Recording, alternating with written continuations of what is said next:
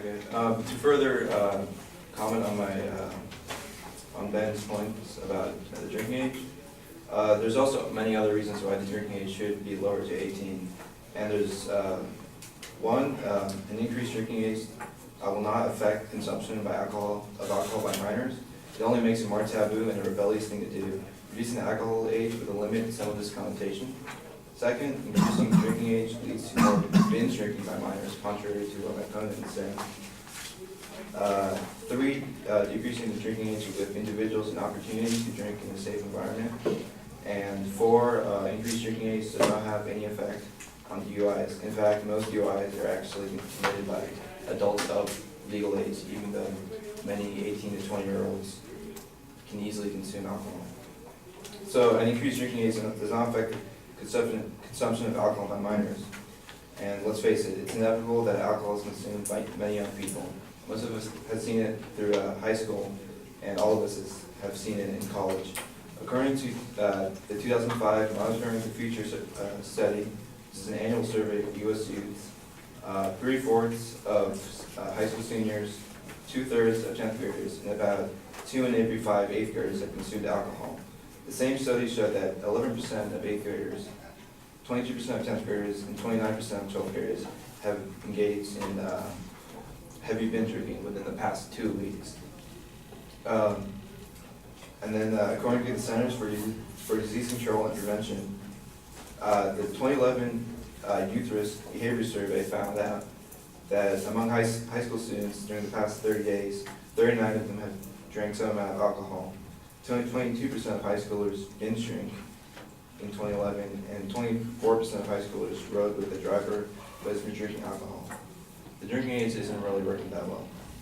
Among underage drinkers ages 12 to 20, 31% paid for the alcohol last time they drank, which includes 8% who purchased the alcohol themselves, and 22% who gave money to someone else to purchase it.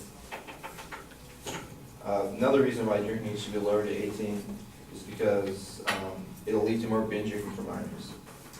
While 70% of binge drinking occurs by adults who are actually 26 years old or higher, the amount of binge drinking by minors is much higher. Because it is illegal, many minors binge drink whenever presented with alcohol because of the uncertainty of drinking again. According to Clean and Sober Live, 90% of alcohol consumed in the United States by people under the age of 21 is in forms of binge drinking because of the uncertainty of them having it again. Binge drinkers are 14 times more likely to drink and drive. Any argument that underage drinking is decreased after 1984, when the drinking age was lowered, is misleading. In fact, the U.S. Department of Health and Human Services indicated that binge drinking by high schoolers was decreasing way before 1984, which is when the limit was set. Binge drinking increased in the late 1980s before eventually decreasing. Another important factor is that because it's illegal, it gives it that connotation. It gives teenagers a lot of curiosity about alcohol. The third reason is that decreasing the drinking age will give individuals an opportunity to drink in a safe environment. As Ben said, you'll be able to drink in more public places. However, there's also laws against individuals drinking too much alcohol in bars. For example, bars can get their licenses revoked if their customers are drinking way too much and eventually get alcohol poisoning. If it was 18, then 18 to 20-year-olds would be able to go in bars in a safe and regulated environment besides going to house parties or anywhere else. Also, increased drinking age does not have any effect on DUIs.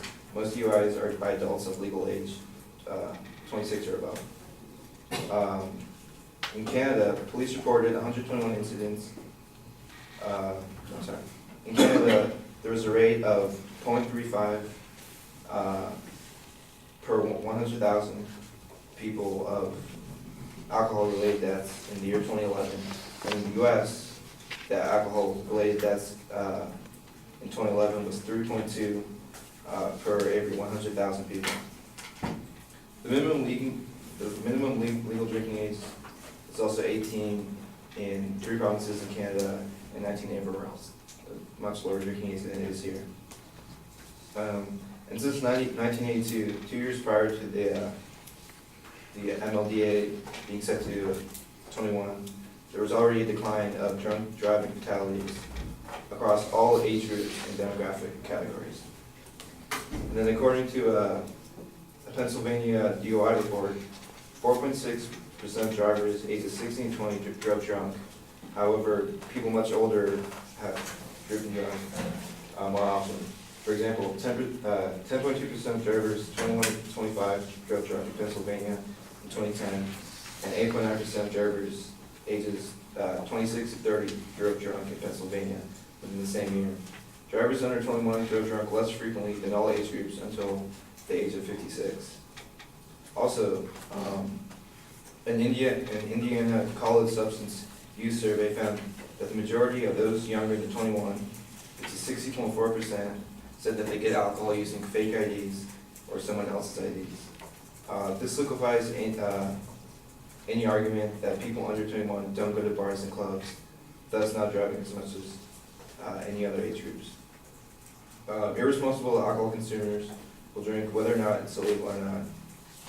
Setting the bar to 21 only takes away privileges from other people who do drink responsibly, and pretty much, as my partner said, you can go fight for your country, but when you come back, you can't have a beer.